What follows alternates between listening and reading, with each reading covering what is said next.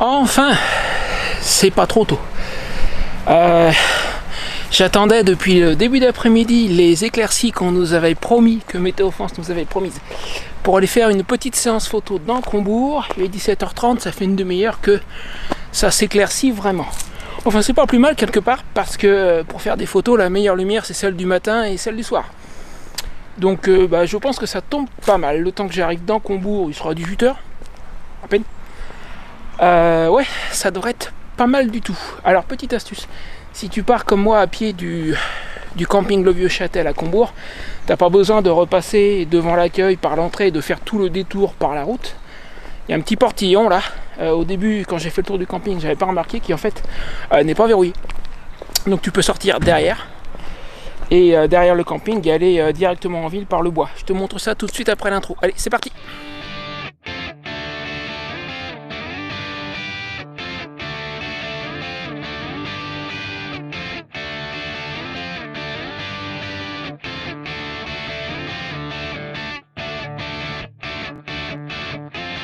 Donc, comme je disais, à l'arrière du camping, tu vas trouver ce portail là. Excuse-moi, je m'assure que mon son fonctionne correctement. De temps en temps, j'ai des petits problèmes. Non, c'est tout bon. Et le grand est verrouillé. Le petit ne l'est pas. Il est parfois un peu dur, mais tu assistes un peu et ça passe. Tu vas en fait passer le long du club de tennis. Et au bout, attends, je vais te montrer directement comme ça sera plus simple.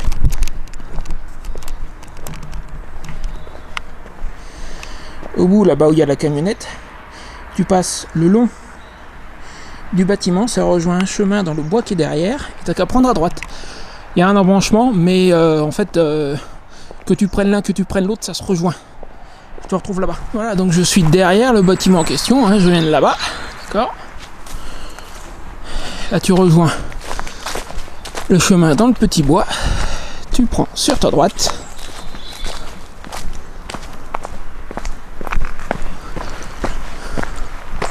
Et là, comme je disais, il y a un embranchement, mais tu peux prendre l'un ou l'autre, ça n'a aucune importance, ça se rejoint. Plus loin, tu vas retrouver la route, mais je te rassure, on va pas y rester. On va être le long de la route pendant juste quelques centaines de mètres. Je te retrouve là-bas. Voilà, je suis le long de la route depuis peut-être une minute. Et j'ai un embranchement juste là, regarde.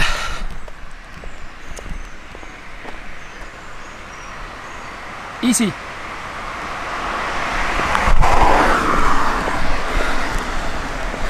Alors en fait, si tu veux aller faire des courses, il y a un grand hypermarché tout à fait à portée à pied. Au lieu de prendre l'embranchement, tu continues le long de la route. Tout au bout, tu tournes à gauche, tu longes le cimetière et tu t'arrêtes pas au cimetière, on est bien d'accord. Et il y a un hyper U juste un tout petit peu plus loin. Donc si tu veux aller faire des courses, c'est tout droit, le long de la route. Au bout, à gauche, le long du cimetière, et un tout petit peu plus loin, tu as l'hyper U. Il y a un rond-point et tu as l'hyper U sur ta droite. Et si tu veux aller te balader, et notamment te rendre en centre-ville assez rapidement, tu prends cet embranchement comme je viens de faire. Et là déjà dans quelques instants on va avoir une très très belle vue sur ce, alors j'ai pas vérifié, mais sur ce que je pense être une cathédrale. Ça m'a l'air un peu grand pour une église. Et attends, c'est peut-être marqué dans le fascicule qu'ils m'ont donné quand je suis arrivé. Avec une seule main c'est pas évident. Je vais avec moi parce qu'il répertorie les monuments intéressants de Combourg, c'est chargé d'histoire ici. Bon, tu me diras, on est en France, hein. Où y a-t-il un endroit qui ne soit pas chargé d'histoire? Il doit pas y en avoir beaucoup. Mais ouais, ici c'est bien chargé. Et alors, attends, bouge pas. Il y a 12 points. Ah, c'est pas une cathédrale, c'est l'église Notre-Dame de Combourg, d'accord. Qui date. Oh, je pensais qu'elle était plus ancienne que ça. Tiens, début 20e. Elle est pas si vieille. Mais bon, elle est jolie. Et puis il y a un très beau point de vue dessus depuis ce chemin. Puis pour le reste, on va voir pas mal de choses. Il y a le château, il y a. Attends, bouge pas tant que je l'ai en main. On va arriver, je pense, sur la vue sur l'église. Donc l'église, ça n'est pas une cathédrale, effectivement. Donc on a la maison de la lanterne. Alors, me demande pas les détails, on les verra sur place. Il y a des panneaux explicatifs aux différents endroits. Il y a le château, la forteresse, le relais des princes, la place Albert Parent, la maison des Templiers, la maison du Pendu, la maison de Sainte-Barbe, la place Châteaubriand. Châteaubriand a passé une partie de sa jeunesse ici, dans le château, je crois bien. Le quartier de l'abbaye, le lac tranquille. Et donc l'église Notre-Dame, et puis la table de lecture, bon ça... Alors la vue sur l'église, elle doit être un poil plus loin. j'ai le bras gauche qui fatigue. C'est qu'il est lourd, mon caméscope. Il est bien, mais il est lourd. Alors, le truc, c'est que le soleil est de ce côté-là. Il ne faudrait pas être à contre-jour. Mais ça veut dire qu'en arrivant par là, on aura la lumière sur l'église, justement. Ah ouais. Ça, c'est une vue. Je m'arrête là que je fasse une photo, regarde. Regarde-moi ça, je t'avais pas menti. Hein. Il y a une super vue d'ici. Bon, je coupe un moment, je fais la photo, je te retrouve après.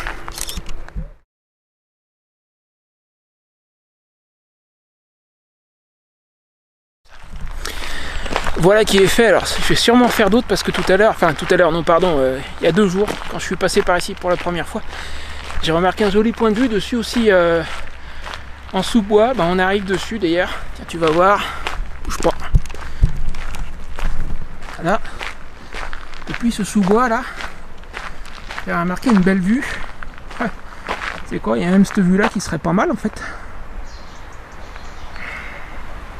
Bouge pas. Essayer de te tenir et de faire la photo en même temps. À supposer que ce soit faisable. Je sais pas si je filme bien, c'est que je suis en train de régler l'appareil photo en même temps. Ah ouais. J'espère que le câble pas trop. Oui, parce qu'à tenir les deux en même temps, c'est pas évident. Ah, donc la vue en sous-bois dont je parlais, c'est un poil plus loin. On voit les branches d'un arbre qui tombent et au milieu, dans l'ouverture, il y a l'église. Ça doit être là, je pense. Ouais, c'est là.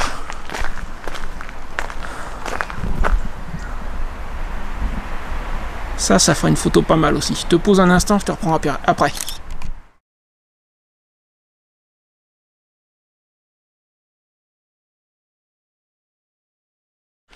Bon, l'église, c'est un petit peu l'occasion qu'a fait le larron. Enfin, je savais qu'elle était là et qu'il y avait une belle vue. Maintenant, je viens de me poser la question de savoir par où je vais commencer sur toute la liste des monuments que je t'ai cités tout à l'heure. Et je pense que je vais me diriger vers le point numéro 1 de la carte, en fait, qui est... alors, numéro 2, c'est le château. Et j'ai regardé il y a un instant et j'ai déjà oublié, t'as vu? Non, c'est pour la vieillerie. Non, c'est juste que je suis tellement concentré sur ma vidéo que... Point numéro 1, maison de la lanterne. On va longer le lac, qui en fait est un étang. Et puis on attaque par là-bas. Allez, c'est parti.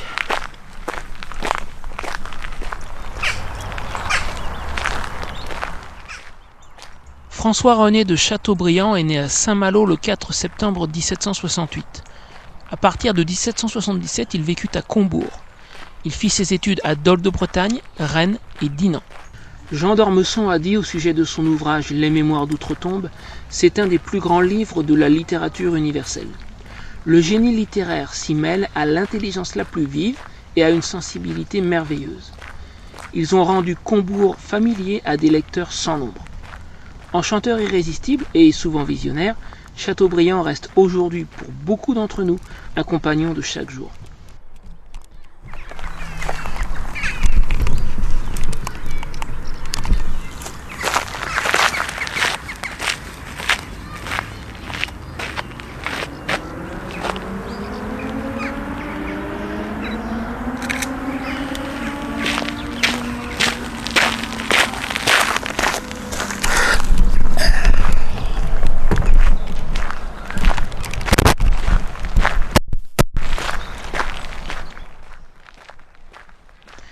Extrait des Mémoires d'Outre-Tombe. La maison qu'habitaient alors mes parents est située dans une rue sombre et étroite de Saint-Malo appelée la rue des Juifs. Cette maison est aujourd'hui transformée en auberge. La chambre où ma mère accoucha domine une partie déserte des murs de la ville et à travers les fenêtres de cette chambre, on aperçoit une mer qui s'étend à perte de vue en se brisant sur des écueils. Après sa naissance, le petit François-René est confié à sa grand-mère maternelle, Madame de Bédé, à Plancoët, où il passe ses premières années. De 1775 à 1777, année du départ pour Combourg, Saint-Malo est le paradis des jeux et des polissonneries de toutes sortes. Il se décrit lui-même comme un vrai garnement malouin, déboutonné et débraillé comme eux.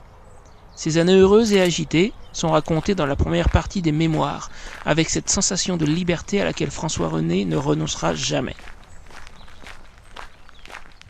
Extrait des Mémoires d'Outre-Tombe. Un autre jeu inventé par Guéril paraissait encore plus dangereux. Lorsque la mer était haute et qu'il y avait tempête, la vague, fouettée au pied du château du côté de la Grande Grève, jaillissait jusqu'aux grandes tours. À 20 pieds d'élévation au-dessus de la base d'une de ces tours régnait un parapet en granit, étroit, glissant, incliné, par lequel on communiquait au ravelin qui défendait le fossé. Il s'agissait de saisir l'instant entre deux vagues, de franchir l'endroit périlleux avant que le flot se brisât et couvrît la tour. Voici venir une montagne d'eau qui s'avançait en mugissant, laquelle, si vous tardiez d'1 minute, pouvait ou vous entraîner ou vous écraser contre le mur. Guéril attend une grosse lame. Lorsqu'elle s'engouffre entre les pilotis, il pousse l'enfant auprès de lui. Celui-là se renverse sur un autre, celui-ci sur un autre. Toute la file s'abat comme des moines de cartes, mais chacun est retenu par son voisin. Il n'y eut que la petite fille de l'extrémité de la ligne sur laquelle je chavirais et qui, n'étant appuyée sur personne, tomba. Le jusant l'entraîne. Aussitôt 1000 cris, toutes les bonnes retroussant leurs robes et tripotant dans la mer, chacune saisissant son marmot et lui donnant une tape. Hervine fut repêchée, mais elle déclara que François l'avait jetée bas. Les bonnes fondent sur moi. Je leur échappe. Je cours me barricader dans la cave de la maison. L'armée femelle me pourchasse. Ma mère et mon père étaient heureusement sortis. La Villeneuve défend vaillamment la porte et soufflette l'avant-garde ennemie. Le véritable auteur du mal, Guéril, me prête secours. Il monte chez lui et avec ses 2 sœurs, jette par les fenêtres des potées d'eau et des pommes cuites aux assaillantes.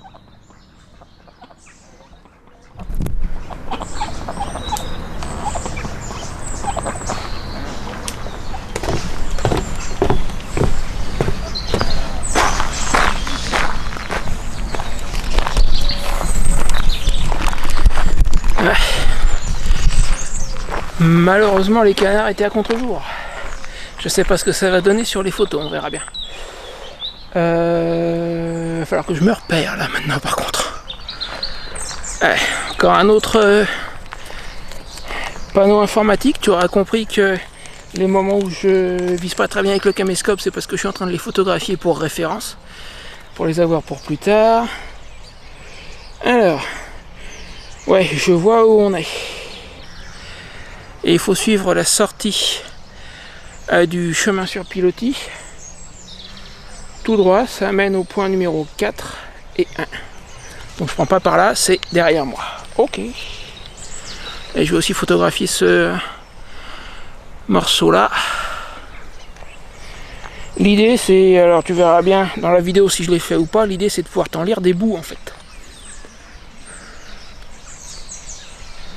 Et tu vois qu'avec une seule main, c'est pas évident. Comme ça va le faire. Voilà. Bon, je vais continuer un peu plus loin. Je te retrouve en arrivant sur les points numéro 1 et 4. Bon, pour faire la maison de la lanterne, je pense qu'il faudra que je revienne demain matin pour faire la photo. Parce que là, le soleil est là-bas. La maison en question est derrière moi. Tu l'as pas vu en fait parce qu'elle est à l'ombre. Et le seul côté qui est un tout petit peu éclairé, il y a des arbres. Je pense que je reviendrai demain matin faire cette photo. Alors si je l'ai entre temps avant de monter la vidéo, je te la mets là tout de suite. Et en attendant, on va aller voir la forteresse en espérant que j'ai un côté ensoleillé, ça serait bien. La maison de la Lanterne, fin du XVIe siècle, restaurée en 1968. Cette belle demeure de granit fut construite en 1597 par Perrine Jonché, fille d'un riche armateur malouin. Elle devint plus tard la résidence urbaine des Trémaudans, dont le manoir se situe à l'ouest de la ville. Elle est connue aujourd'hui sous le nom de Maison de la Lanterne. Les hommes de la ville et des faubourgs étaient tenus de prendre les armes et d'assurer le guet lors des foires de Combourg, alors que les propriétaires de cette maison devaient fournir les flambeaux de la lanterne attachés à la dite maison pour éclairer le guet et l'assise du corps de garde. Agrémentée de quelques fenêtres Renaissance, elle est flanquée d'une belle tourelle abritant l'escalier de desserte des étages et dispose sur la façade arrière d'une échauguette à 3 ressauts. On peut remarquer dans la pierre l'écusson, les armoiries et les noms gravés des propriétaires successifs. Bon, je viens de me taper tout le tour quasiment enfin, la moitié du tour on va dire. J'ai fait un pan de mur, un angle et un autre. Le tour du parc du château. Comme tu peux voir, il y a un mur qui est plus haut que moi, on voit rien du tout. Un peu plus loin, non, je vais laisser passer les voitures. Il y en a encore une ou deux là. Allez, on se dépêche.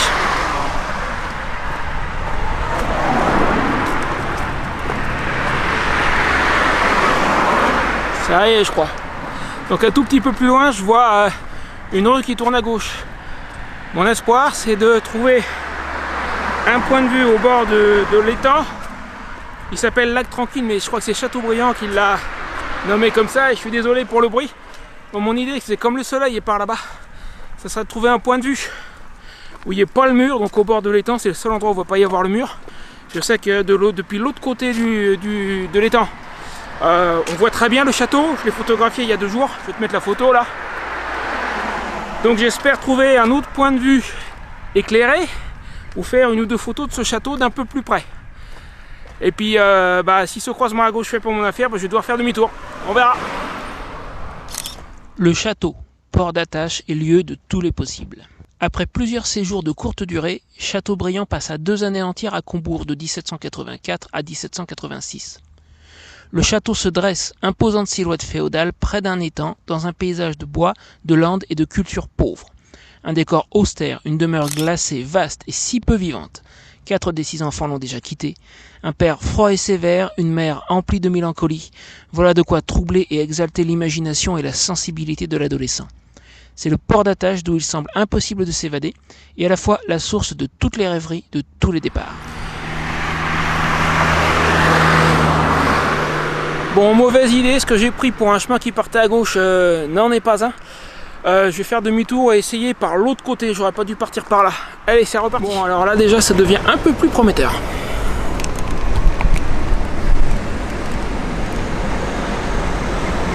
Il y a du mieux. On s'approche.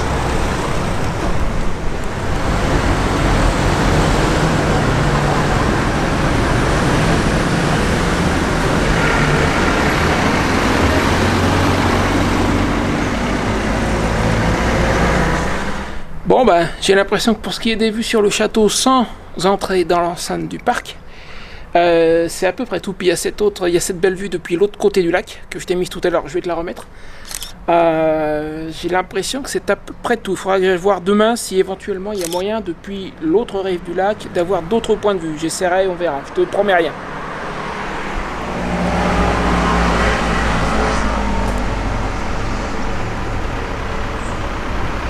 Alors eux, curieusement, ils sont un peu planqués. Et il y a un temps qui m'en veut depuis tout à l'heure. Je vais pas rester là.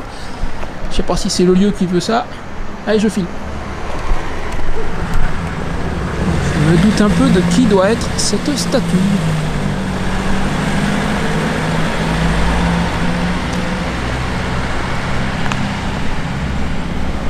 Bingo.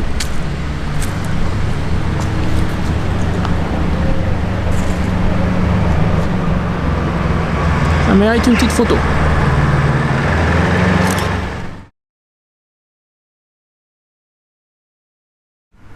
Alors, je viens de passer la place du champ de derrière qui est sur le plan. Au bout, il doit y avoir la maison de Sainte-Barbe et la maison du pendu. Là, on revient au bord du lac. C'est depuis l'autre rive là que j'avais fait cette belle vue sur le château.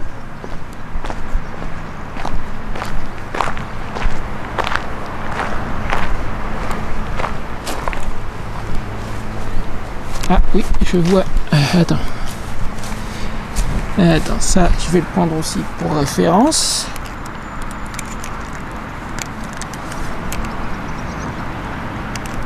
Donne-moi un instant. Je vais changer de réglage sur mon appareil photo avec une seule main.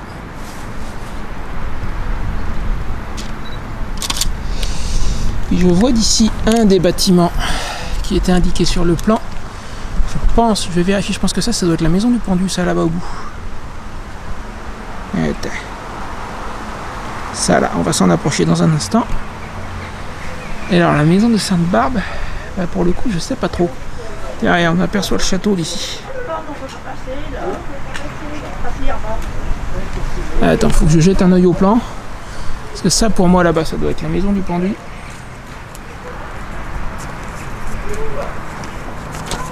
Un instant.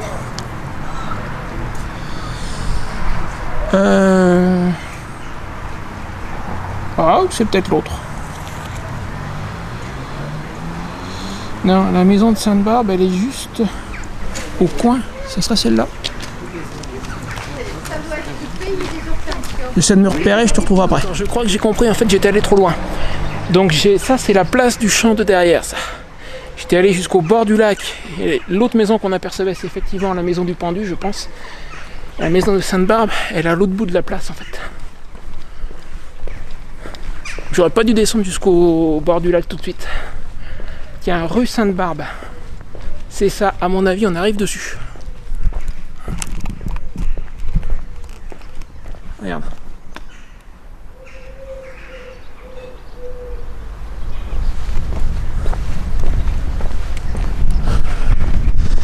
Et la maison en question, à tous les coups, c'est celle-là.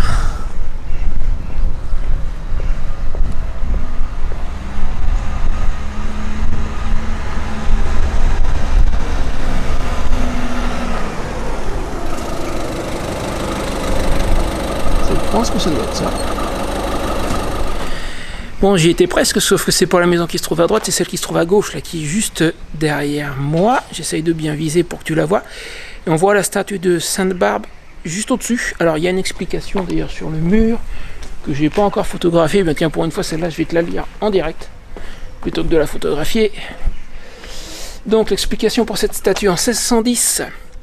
Combourg eut à subir un immense incendie qui détruisit le quartier du Bas-Bourg. Après cette catastrophe, une statue de Sainte-Barbe, patronne des mineurs, des artilleurs, mais aussi des pompiers, fut érigée sous les auspices de Louis de Coëtquen, seigneur de Combourg.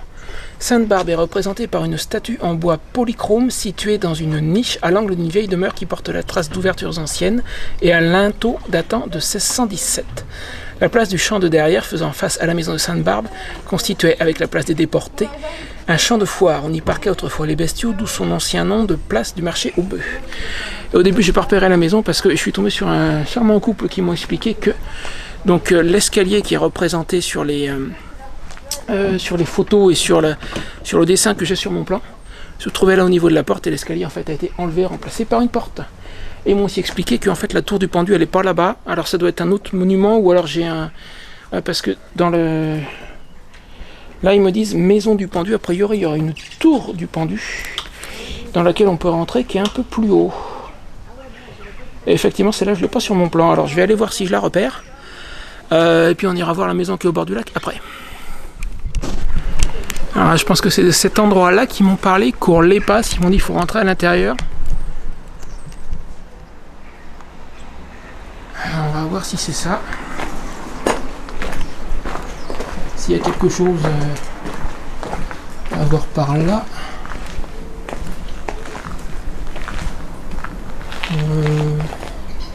Moi j'en suis pas persuadé en fait. Ah bah oui, alors effectivement il y a la plaque là sur la maison du pendu. Alors c'est curieux parce que la construction qui est au bord du lac là qu'on a aperçue tout à l'heure, elle correspond pourtant bien à l'illustration de mon plan, donc quand même allez voir. Qu'est-ce qu'ils nous disent là? Passer l'antique porche garni d'écailles de bois. Effectivement c'est là, regarde. Le porche garni d'écailles de bois, il n'y a pas d'erreur, c'est bien ça. La maison du pendu de style gothique avec une tourelle d'escalier octogonale en encorbellement est un ancien hôtel particulier. D'accord. La tour constitue un bel ensemble architectural rehaussé par une trompe en éventail située au-dessus de la porte d'entrée. Cette vieille demeure doit son nom et sa célébrité au drame qui s'y sera déroulé. Un gentilhomme, grand joueur et grand libertin, aurait entrepris la conquête d'une belle jugée inaccessible, mais la dame avait un autre prétendant. Les deux hommes se mesurèrent en duel, l'un y perdit un œil et le second la vie. Or, les deux breuteurs étaient beaux-frères et jusqu'alors unis par une amitié de grande qualité. Le survivant du duel, ne pouvant plus supporter le remords de son geste ni de se voir si laid, vint se pendre au-dessus de la porte de la maison de la dame. Alors attends, du coup j'ai pas bien vu. Je vais retourner voir parce que le Porsche dont il parle, il n'y a pas de doute, c'est ça. Jusque là, on est d'accord.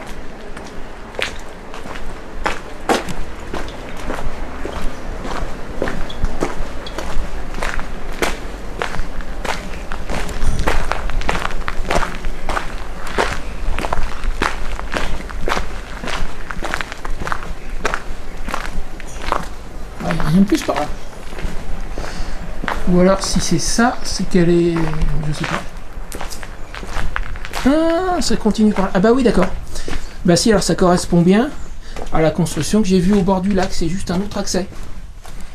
D'accord, je comprends mieux maintenant. Donc je ne m'étais pas trompé tout à l'heure, tout du moins sur celle-là.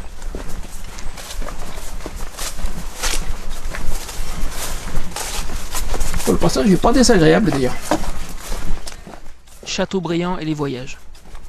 Déçu par la Révolution, Chateaubriand part découvrir le Nouveau Monde en 1791. Après un périple en Amérique du Nord, il en revient avec des notes qui nourriront ses œuvres. Atala, les Natchez. Mais ce n'est là que son premier voyage. Chateaubriand se rend en Grèce, en Turquie, en Palestine, en Égypte. Il y prend des notes qui donneront de nouvelles œuvres, Les Martyrs en 1809 et l'itinéraire de Paris à Jérusalem en 1811. Je connais maintenant le secret des douleurs de Jérémie. J'ai vu les lieux où il a chanté. Lettre à Madame Pastoret en 1811. Le voyage n'est pas qu'une nécessité imposée par les circonstances, c'est un impératif culturel, voire spirituel, qui le conduit à méditer sur la vie. Souvent, j'ai suivi des yeux les oiseaux de passage qui volaient au-dessus de ma tête. Je me figurais les bords ignorés, les climats lointains où ils se rendaient. J'aurais voulu être sur leurs ailes. Je sentais que je n'étais moi-même qu'un voyageur, mais une voix du ciel semblait me dire « Homme, la saison de ta migration n'est pas encore venue. Attends que le vent de la mort se lève. Alors tu déploieras ton vol vers ces régions inconnues que ton cœur demande. Levez-vous vite, orage désiré qui devait emporter René dans les espaces d'une autre vie. » Ainsi disant, je marchais à grands pas, le visage enflammé, le vent sifflant dans ma chevelure, enchanté, tourmenté, et comme possédé par le démon de mon cœur. Extrait de René.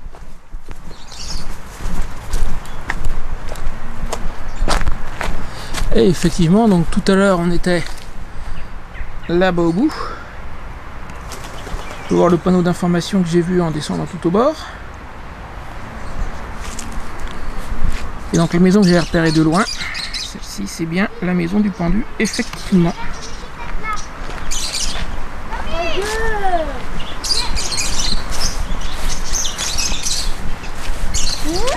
Je vais essayer de m'écarter pour avoir une belle vue.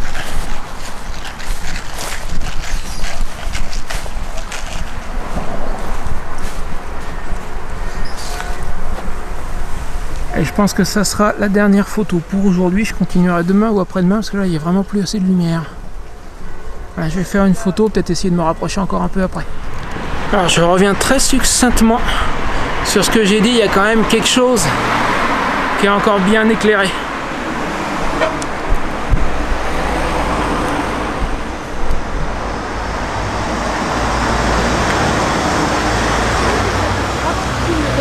L'église Notre-Dame de Combourg est en pierre de granit, ce qui lui confère par endroits un cachet vieille pierre, assez surprenant pour un édifice qui accuse à peine 150 ans. Sa construction, qui a pris 20 ans, s'est opérée en 2 phases. En 1859, l'architecte Charles Langlois fait ériger la nef et la tour. Arthur Reynaud prendra la suite en bâtissant le transept et l'abside. L'église de Combourg, d'un style néo-gothique très classique, en impose par sa taille, 70 mètres de long sur 21 de large. Le clocher, quant à lui, a une hauteur de 50 mètres. Bon, on prend les mêmes et on recommence. Je suis de retour vers mon point de départ, comme hier, vers là où j'ai fait la première vue sur l'église. Ce coup-ci, par contre, il est 8h du matin. Le ciel est dégagé. Regarde, je vais te montrer. Le ciel est dégagé complètement cette fois-ci. Et je vois à première vue une assez belle lumière. Alors, je sais pas ce que ça va donner vu d'ici sur l'église. Du coup, la lumière est peut-être pas du bon côté, on va voir. Mais une fois en ville sur les autres bâtiments, ça devrait donner quelque chose d'intéressant. Déjà, on va voir ce que ça donne du côté de l'église. Elle est peut-être éclairée du bon côté, on ne sait jamais. Attends, on va voir ça. On arrive au tournant. Eh bah écoute, j'ai bien fait de me lever tôt, c'est pas tellement mon genre. Mais j'ai bien fait, ça mérite de refaire une photo. Allez, je te pose un instant, je fais ça. Ah oui, oui, ça mérite. Je fais ça, je fais les quelques photos et puis celle un peu plus loin en sous-bois et je te retrouve après. Je sais pas ce que ça va donner à la caméra, la brume sur l'étang, la vue est sympathique. Par contre, t'es un peu à contre-jour là. Mais c'est joli.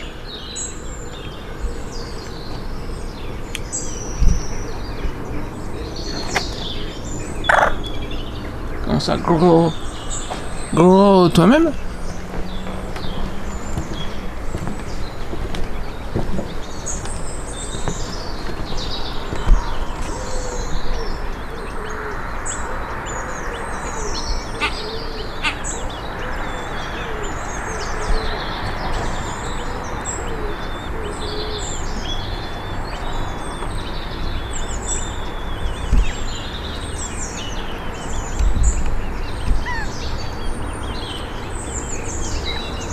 Là, ils sont un peu planqués là.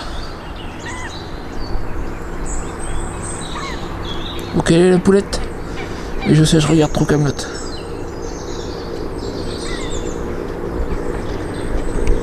Caddock sort de ce corps. Tiens, il est pas planqué.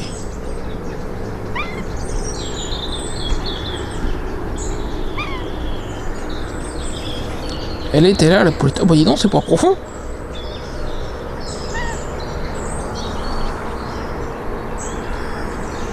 Il y a une photo à faire là.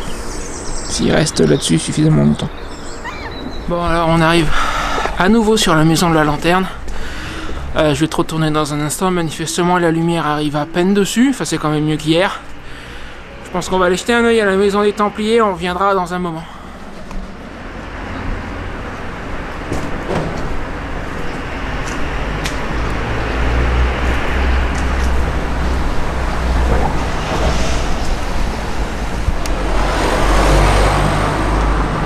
Alors, on y est presque, à la maison des Templiers. J'ai dû passer devant, en fait, littéralement hier, sans la voir.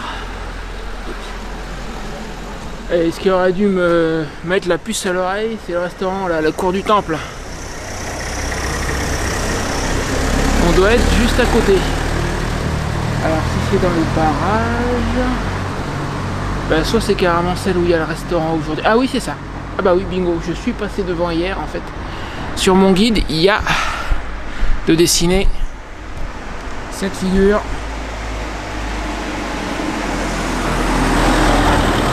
Juste en dessous, il y a le panneau explicatif. On va aller voir de quoi il retourne.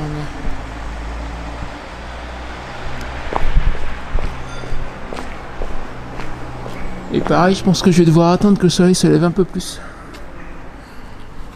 Alors... Voyons un peu l'histoire de cette maison en attendant. Donc la maison des Templiers. Cet édifice dispose d'une cour carrée construite à l'emplacement d'une ancienne possession des Templiers.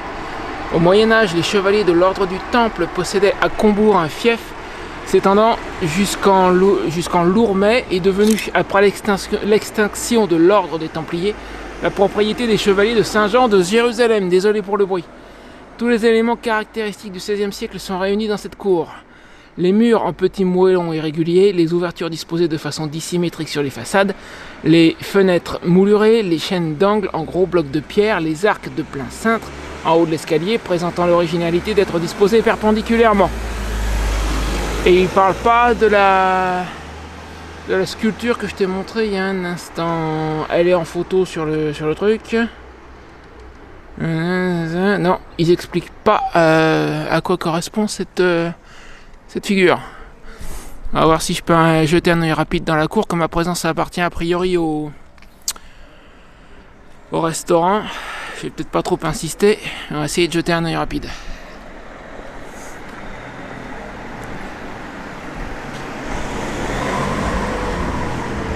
Ah, quoi que le restaurant est à gauche. En bas dans le fond, allez hop.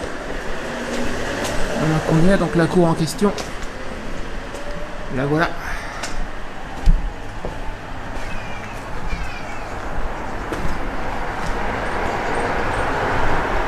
A priori tout ça c'est des propriétés privées, donc je vais pas trop insister quand même.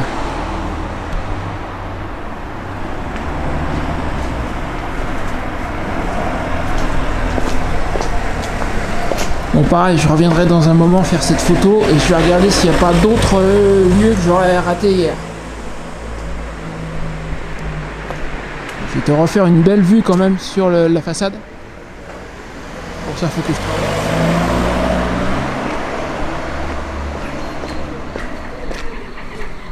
Avec là-bas c'est le parc du château. Et donc là, la maison des Templiers. Avec le soleil qui commence juste à arriver dessus.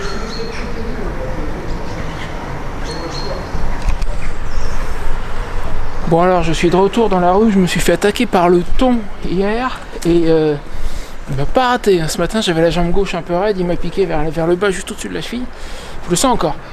Bref, je vais pas m'attarder parce que des fois qu'il y en ait d'autres, c'est possible. Alors en fait au bout de cette rue, il y a le quartier de l'Abbaye que j'ai raté hier, j'aurais dû continuer.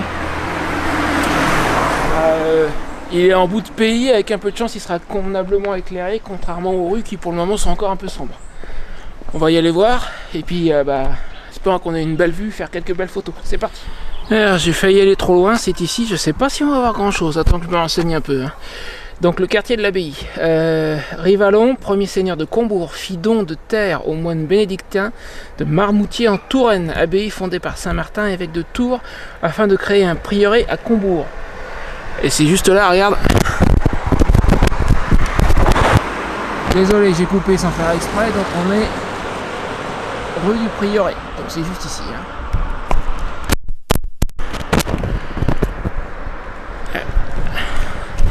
Et manifestement ça a été transformé depuis en habitation privée, je sais pas à quel point on va voir. On va aviser, attends, je finis de lire le truc. C'est en 1066 que les moines... J'ai l'ombre du caméscope sur la figure, c'est pas grave. C'est en 1066 que les moines édifièrent le prieuré de la Sainte Trinité, autour duquel se développa un quartier important. Il s'agit aujourd'hui du quartier de l'Abbaye qui conserve de nombreuses vieilles demeures avec perrons et portes cintrées, dont certaines sont adossées à l'éperon rocheux. Au début du XVIIIe siècle, le prieuré était encore occupé par les moines, et ce jusqu'à la Révolution où ils furent arrêtés et emprisonnés au Mont-Saint-Michel. Le Parlement de Bretagne autorisa la destruction des bâtiments réguliers en 1737. Et du coup, qu'est-ce qui reste? L'église priorale fut réduite pour devenir une simple chapelle. Aux environs de 1780, le reste des bâtiments existants, maisons abbatiales, murs de clôture, fut abattu. Aujourd'hui, une partie de la chapelle demeure, notamment le bras nord du transept, et une habitation reconstruite est accolée aux vestiges du XVIe siècle. Je sais pas si on va voir grand chose, je vais essayer de jeter un œil. Et encore une fois, il y a des habitations privées, donc du coup...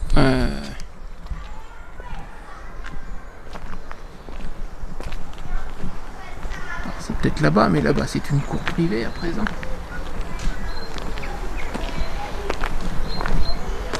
Si c'est là-bas dans le fond... On va jeter un œil par là.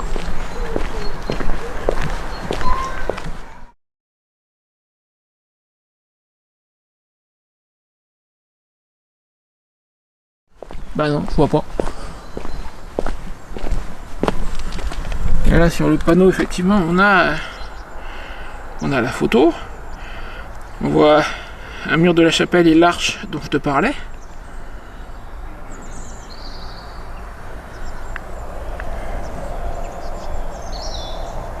Mais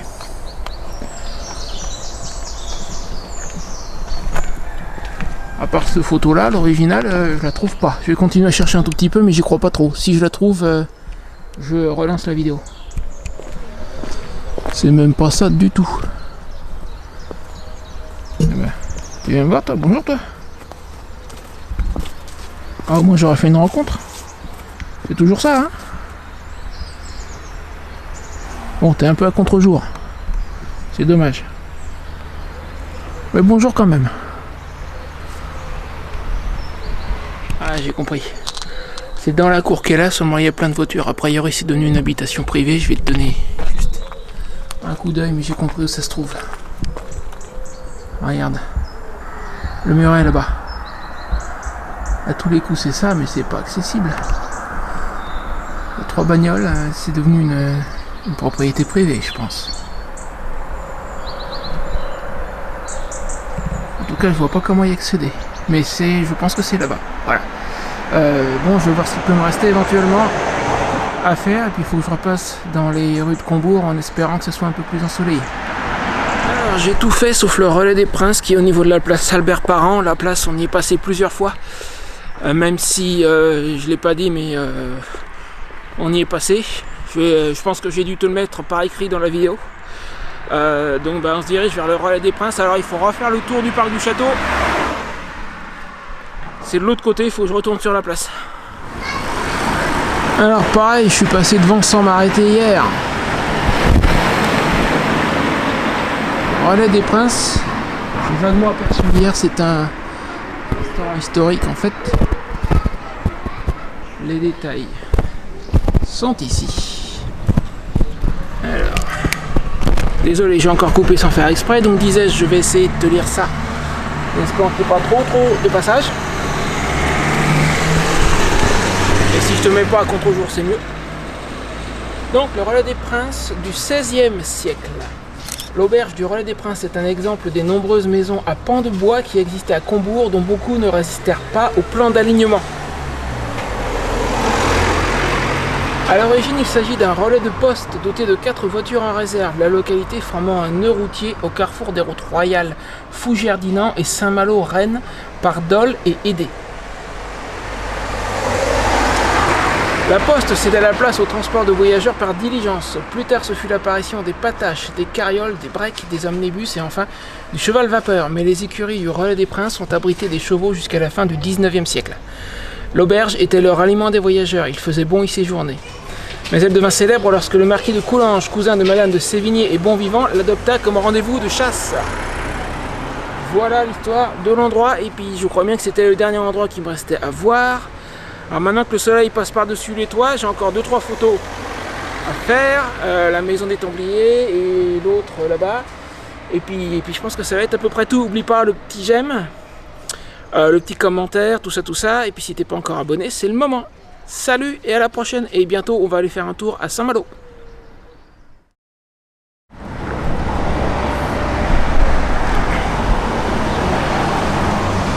Petit bonus pour toi qui es venu jusqu'à la fin de la vidéo. Je voulais terminer cette vidéo sur une petite note humoristique. J'ai remarqué quelque chose hier.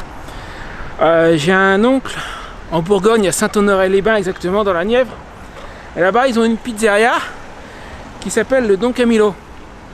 Et si tu connais un peu les films avec Fernandel et Gino Cervi, tu sais que Don Camillo tout seul, ça marche pas. Il lui faut son comparse, son ennemi et ami, Pépone. Eh bien, là-bas, à l'est du pays, ils ont le Don Camillo. Ici, à l'ouest, et ça me semble approprié, ils ont le Pépone.